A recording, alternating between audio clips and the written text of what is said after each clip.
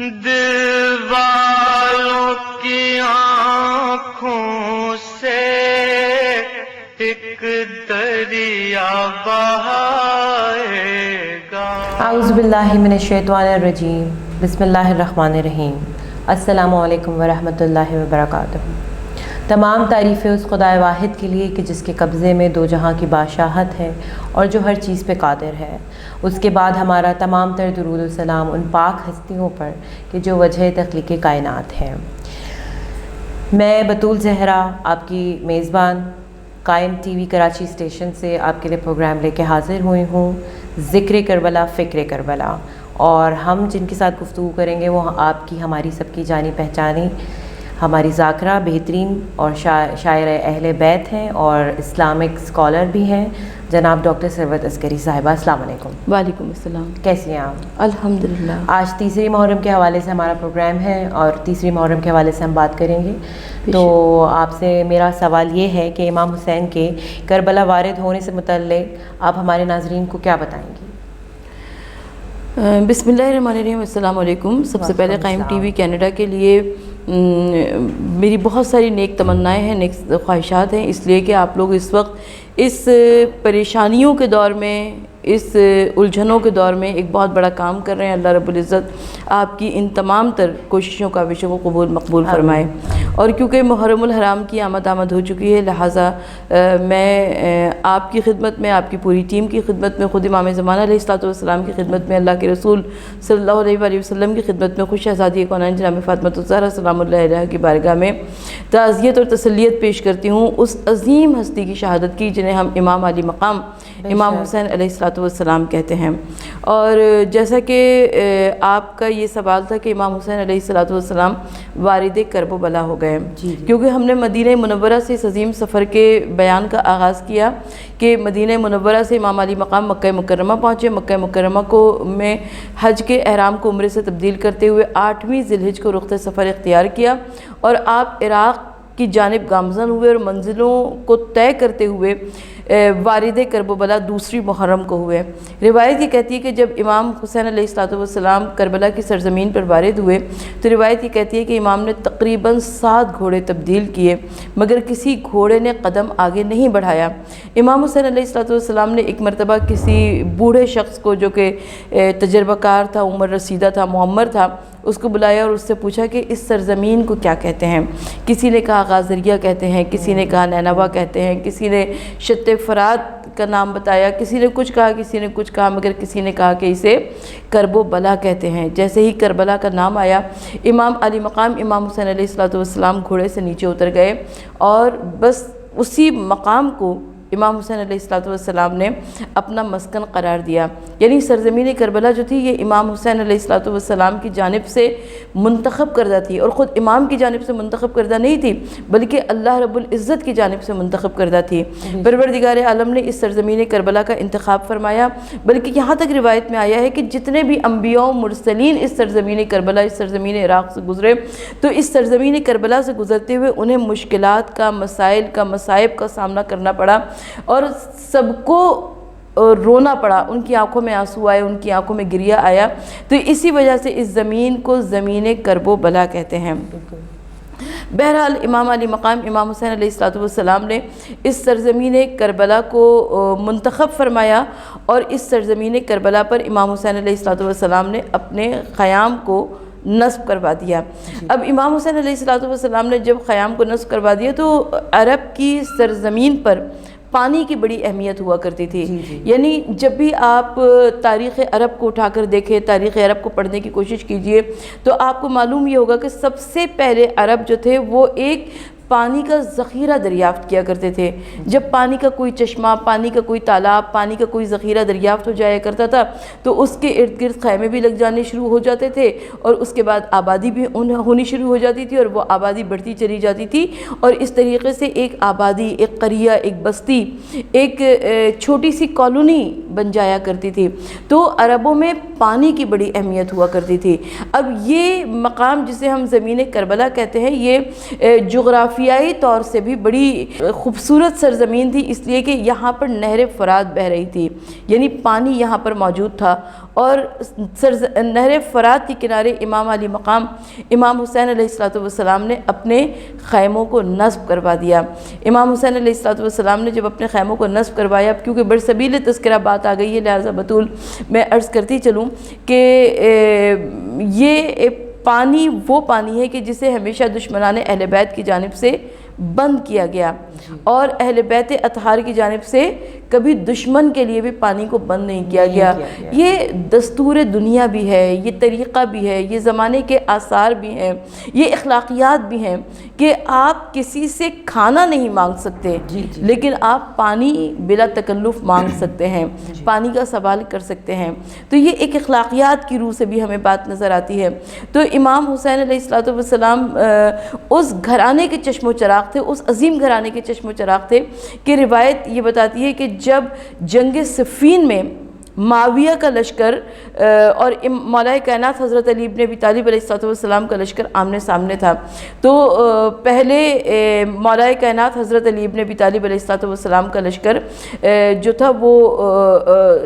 صفین کے اوپر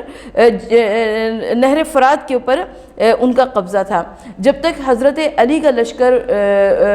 وہاں پر موجود تھا تب تک تو کسی کو پانی کی کوئی کمی نہیں ہوئی، اور لوگ آتے رہے، لے کے جاتے رہے۔ اور اس کے بعد جب معاویہ کے لشکر نے نہر فرات کے اوپر قبضہ کر لیا تو تاریخ کہتی ہے کہ انہوں نے سب سے پہلا جو کام کیا وہ تھا بندش آب کا، یعنی پانی کو روک لیا گیا۔ یعنی یہ دشمنان اہل بیت کا طریقہ ہے، یہ ایک ایسا اصول بن گیا ہے رہتی دنیا تک کے واسطے کہ جہاں پر بھی پانی کو روکا جائے، پانی کو بند کیا جائے، پانی کی بندش کی جائے، وہاں پہ لوگ پوچھتے ضرور ہے کیا تم یزیدی ہو، کیا تمہارا یزیدی ٹولے سے تعلق ہے کہ جو تم پانی بند کر رہے ہو۔ تو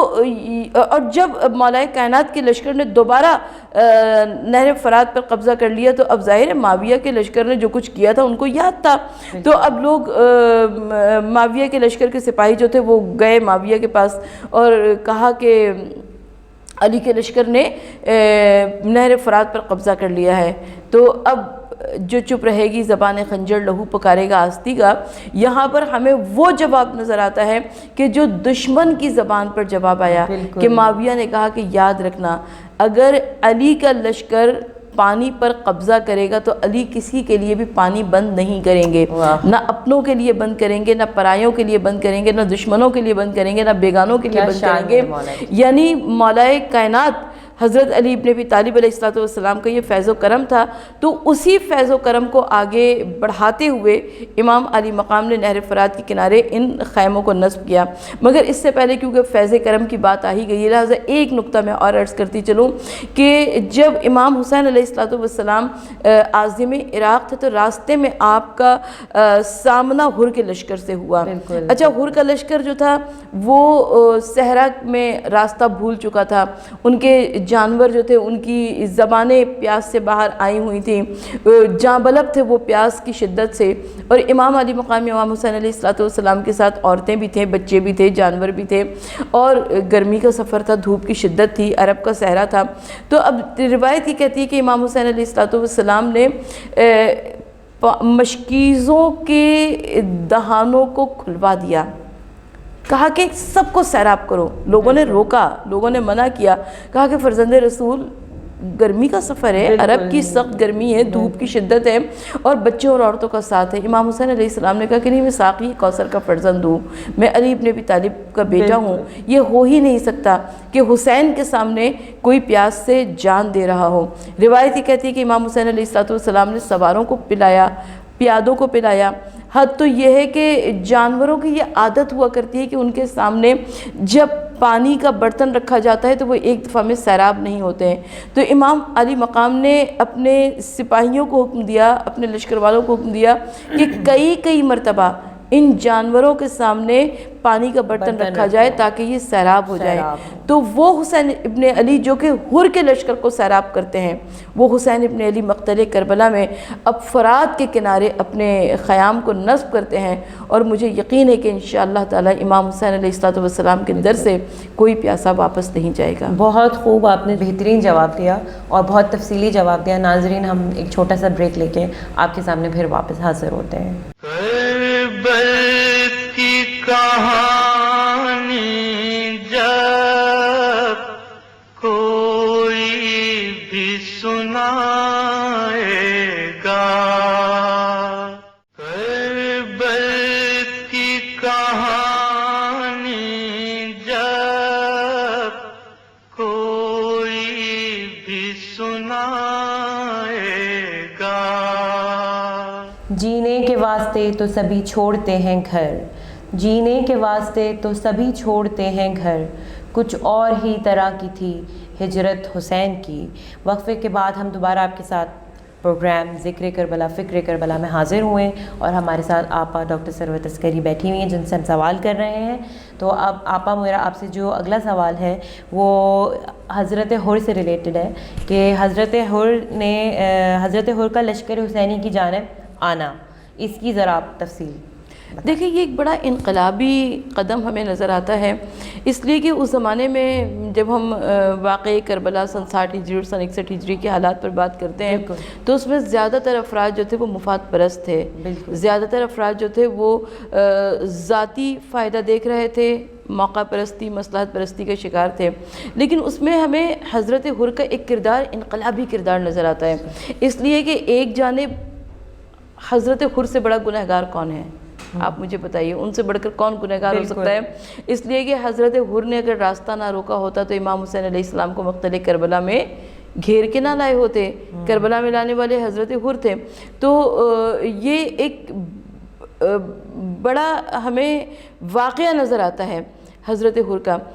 روایت یہ کہتی ہے کہ شب عاشور مقتل کربلا میں ایک عجب منظر نظر آتا ہے، وہ یہ کہ حر کے بھائی نے دیکھا کہ حر کبھی خیمے کے اندر جاتا ہے، کبھی خیمے کے اندر واپس جاتا ہے، کبھی جانب آسمان دیکھتے ہیں، کبھی ادھر ادھر دیکھتے ہیں۔ حر کے بھائی نے حر سے کہا کہ حر کل کی جنگ کیا ہے؟ کل کی جنگ کی تو کوئی حیثیت ہی نہیں ہے، یہ تو ایک طرف چند بھوکے پیاسے ہیں اور اس میں بھی کچھ بچے ہیں، کچھ بوڑھے ہیں، اور ہماری جانب اسلحے سے لیس ہم تمام افراد ہیں، تو کل کی جنگ تو یہ چند گھنٹوں کی بات ہے۔ حر نے اپنے بھائی سے کہا کہ آؤ ذرا میرے ساتھ چلو۔ حر اپنے بھائی کو لے کر فرات کے کنارے پہنچے۔ فرات کے کنارے جب ہوا کی دوش پر آوازیں آتی سنائی دیں تو حر نے اپنے بھائی سے کہا کہ ذرا کان لگا کے سنو کہ کیا سنائی دے رہا ہے۔ اب جو حر کے بھائی نے سنا تو امام علی مقام کے خیمے کے پیاسے بچوں کی صدائیں آ رہی تھیں، صدائے العطش۔ حر نے کہا کہ اپنے بھائی سے کہ سنا تم نے کچھ تم نے سنا کہ یہ کیسی آوازیں آ رہی ہیں؟ یہ کل حسین نے ہم کو بھی پانی پلایا تھا، ہمارے لشکر کو بھی پانی پلایا تھا، حد تو یہ ہے کہ ہمارے جانوروں کو بھی پیاسا نہیں چھوڑا تھا، اور آج حسین ابن علی کے خیمے میں چھوٹے چھوٹے بچے پیاس سے جاں بلب ہیں اور وہ پیاس سے العطش کی صدائیں بلند کر رہے ہیں۔ بس یہی وہ ٹرننگ پوائنٹ تھا، یہی وہ موقع تھا کہ جہاں پر حر نے فیصلہ کر لیا۔ حر کوئی معمولی شخصیت نہیں تھی، حر کمانڈر ان چیف تھا، حر سپہ سالار لشکر یزید تھا، حر کے پاس بڑی مراعات تھیں، حر کے پاس بڑے انعام و اکرام تھے، بڑی حر کا مرتبہ اور مقام تھا، لیکن اور دوسری جانب موت یقینی تھی۔ ان مراعات کو چھوڑ کر، اس کو ٹھوکر مار کر جہاں موت یقینی ہو یہاں پر آنا، یہ کوئی معمولی فیصلہ نہیں تھا، یہ ایک بہت بڑا فیصلہ تھا، اور یہ ایک بڑے مرد مجاہد اور انقلابی کا کام ہو سکتا ہے، یہ کسی عام شخصیت کا کام نہیں ہو سکتا۔ حر نے حر کے بیٹے نے، حر کے بھائی نے، حر کے غلام نے، انہوں نے لشکر یزید چھوڑا اور یہ امام علی مقام کے خیمے کی جانب رواں دوا ہوئے۔ روایت یہ کہتی ہے کہ حر نے، کیونکہ وہ معافی کا خواستگار ہو کر آیا تھا، لہٰذا حر نے اپنے ہاتھوں کو رومال سے باندھ دیا تاکہ ایک خطا کار کسی صورت بن جائے، اور معافی مانگنے کے لیے کیونکہ حر آ رہا تھا۔ تو روایت یہ کہتی ہے کہ جب حر ادھر سے آ رہا تھا معافی مانگنے کے لیے تو امام علی مقام خیمے سے نکلے، حر کے بھائی کے استقبال کے لیے حضرت عباس علمدار نکلے، حر کے بیٹے کے استقبال کے لیے حضرت علی اکبر علیہ السلام نکلے، اور ادھر خیمے کا پردہ اٹھا اور آواز آئی ثانیہ زہرا جناب زینب کبریٰ عالیہ مقام کی کہ اے بھیا حسین، بھائی حر کو میرا سلام کہہ دینا۔ یہ ایک ایسی منزل فکر تھی کہ جس نے حر کے اندر کے جذبات کو جھنجھوڑ دیا۔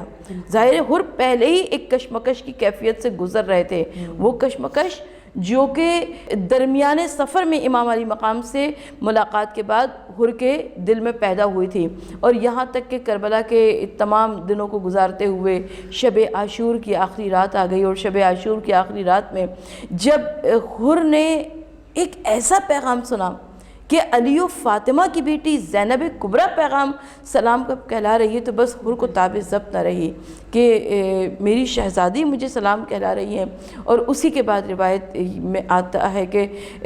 سب سے پہلے حر کے بیٹے نے جام شہادت نوش کیا، حر کے بھائی نے جام شہادت نوش کیا، اور اس کے بعد حر نے خود جام شہادت نوش کیا۔ بالکل۔ تو اب اس سے آگے ہم بڑھتے ہیں، جہاں جناب حر کا تذکرہ ہو رہا ہے وہاں ہم اگر آپ اجازت دیں تو مولا حسین کے دوست حبیب ابن مظاہر کے خط اور جناب حبیب ابن مظاہر کے آنے کا۔ حبیب ابن مظاہر بچپن کے دوست تھے امام علی مقام امام حسین علیہ السلام کے، اور حبیب ابن مظاہر کا بڑا مرتبہ اور بڑا مقام تھا، اس لیے کہ مظاہر وہ تھے حبیب کے والد جو کہ صحابی رسول تھے، اور حبیب ابن مظاہر وہ تھے کہ جن کو ایک مرتبہ بچپن میں امام حسین علیہ السلام نئی زندگی دے چکے تھے۔ لہٰذا روایت یہ بتاتی ہے کہ حبیب ابن مظاہر ہمیشہ امام حسین علیہ السلام کے ساتھ سائے کی طرح چلتے تھے۔ یہی وجہ ہے کہ جب مدینہ منورہ سے امام علی مقام نے ترک وطن کیا تو تب بھی حبیب ابن مظاہر امام حسین علیہ السلام کے ساتھ ساتھ تھے۔ لیکن میں اس منزل پر جس شخصیت کا خصوصی تذکرہ کرنا چاہتی ہوں وہ زہیر ابن قین کا ہے۔ زہیر ابن قین جو تھے وہ مکتبہ اہل بیت سے تعلق نہیں رکھتے تھے، وہ مکتبہ اہل سنت سے تعلق رکھتے تھے، لیکن روایت یہ کہتی ہے کہ جن دنوں میں امام علی مقام عراق کے سفر پہ تھے انہی دنوں میں زہیر ابن قین بھی عراق کے سفر پہ تھے، اور یہ تقریباً ان کے خیمے آگے پیچھے ہی لگتے تھے، لیکن کیونکہ حالات سب کے سامنے تھے اور یزید کی سختیاں بھی سب کے سامنے تھیں، لہٰذا زہیر بن قین اپنے خیموں کو اتنا آگے پیچھے رکھتے تھے کہ کہیں پر امام سے آمنا سامنا نہ ہو جائے۔ مگر ایک مقام ایسا آیا کہ جب امام حسین علیہ السلام نے کسی کو بھیجا اور کہا کہ زہیر بن قین سے کہ تم آ کر ہماری بات سن لو۔ اب زہیر بن قین وہ عظیم شخصیت ہے کہ روایت یہ کہتی ہے کہ جس وقت ان کے پاس پیغام پہنچا تو یہ کھانا کھا رہے تھے، یہ رک گئے، یہ خاموش ہو گئے۔ اب ان کی زوجہ نے پوچھا کہ تمہارا کیا ارادہ ہے؟ کہا کہ میں حسین ابن علی کی خدمت پہ جانا چاہتا ہوں، لیکن میں تمہارا کیا کروں؟ یا تو میں تمہیں طلاق دے دیتا ہوں تاکہ تم اپنے قوم قبیلے کی جانب واپس پلٹ جاؤ۔ اور زہیر بن قین کی زوجہ نے یہاں پر ایک عظیم تاریخی جملہ ارشاد فرمایا، کہا کہ زہیر جب تک جہنم کے راستے پہ تھے تب تک مجھے اپنے ساتھ رکھا، اور جب جنت کے راستے پر آئے تو مجھے اپنے سے جدا کر رہے ہوں۔ میں بھی تمہارے ساتھ چلوں گی، اور جس طرح جو کچھ آل رسول پہ گزرے گا، جو کچھ سید زادیوں پہ گزرے گی، میں بھی وہ کربلا اور کوفہ اور شام کے بازاروں میں برداشت کروں گی، لیکن مجھے یہاں پر تنہا چھوڑ کے نہ جانا۔ کیا مرتبہ ہے صحابی امام حسین علیہ السلام کا اور دوست امام حسین علیہ السلام کے۔ اپنے اگلے سوال کی جانب بڑھی ہوں کہ امام حسین علیہ السلام نے زمین کربلا کا ہی انتخاب کیوں کیا؟ زمین کربلا کا انتخاب اس لیے کیا کہ سب سے پہلے محضر حسینی میں اس زمین کا انتخاب کیا جا چکا تھا۔ ہم اس سے پہلے بھی ان روایات کو عرض کر چکے ہیں کہ امام علی مقام نے 7 گھوڑوں کو تبدیل کیا، کئی لوگوں سے ناموں کو پوچھا، اور یہ صرف اور صرف ان روایات کو سامنے لانے کے لیے تھا، ورنہ حسین فرزند رسول الثقلین تھے۔ امام علی مقام سب جانتے تھے کہ یہی ان کی وعدہ گاہ ہے، یہی جائے شہادت ہے، یہی جائے مقتل ہے۔ اور امام حسین علیہ السلام نے روایت یہ کہتی ہے کہ جب زمین کربلا پر وارد ہوئے اور جب آپ نے حکم دے دیا کہ خیموں کو نصب کرایا جائے، تو امام علی مقام نے ایسے خیموں کو نصب نہیں کروایا، بلکہ جو وہاں کے مقامی افراد تھے ان کو بلایا اور ان سے کہا کہ اس سرزمین کا سودا کر لو۔ یعنی امام حسین علیہ السلام نے سرزمین کا سودا کیا، اس زمین کو خرید لیا، اور زمین کو خریدنے کے بعد امام حسین علیہ السلام اپنی زمین پر اپنے گھر میں موجود تھے، یعنی 1400 برس گزر چکے، اور دنیا اس بات کو تسلیم کرتی ہے کہ حسین ابن علی ڈیفینسو پوزیشن میں تھے۔ یزید نے آ کر جاریت کی تھی، یزیدی فوجیں آئی تھیں، انہوں نے آ کر امام حسین علیہ السلام کے گھر پر ان کی زمین پر آ کر جاریت کی تھی۔ امام حسین علیہ السلام نے زمین کو خریدا، اور اس زمین کو خریدنے جب لگے تو میرے پاس ایک روایت آتی ہے کہ جناب زینب کبریٰ سلام اللہ علیہا نے اپنے بھائی حضرت عباس علمدار کو بلایا اور کہا کہ بھیا عباس، آپ میرے بھیا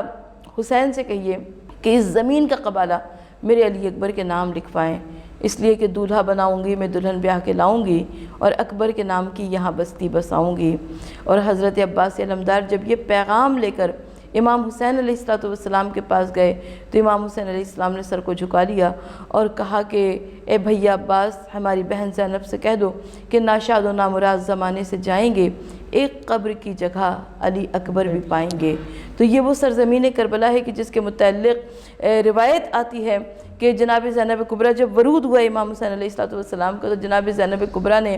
فرمایا، کہا کہ بھیا اس جگہ پہ قیام نہ کیجیے گا، مجھے یہاں سے آپ کے لہو کی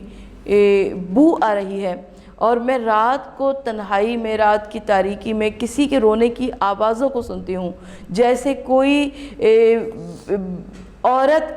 کوئی بی بی اپنے جوان بیٹے کو پیٹ پیٹ کے رو رہی ہو۔ تو اس وقت امام حسین علیہ السلام نے فرمایا، کہا کہ زینب آپ نے پہچانا نہیں، وہ ہماری دکھیاری ماں فاطمہ زہرا تھیں، اور وہ ہر شب کو یہاں پر آ کر ہماری غربت کی، ہماری پیاس کی، ہماری غریب الوطنی کا ماتم کرتی ہیں، اور اے زینب وہ وہی ماں ہیں کہ جنہوں نے ہمیں چکیاں پیس پیس کے پالا ہے۔ کربل کی کہانی جب کوئی بھی سنائے گا، دل والوں کی آنکھوں سے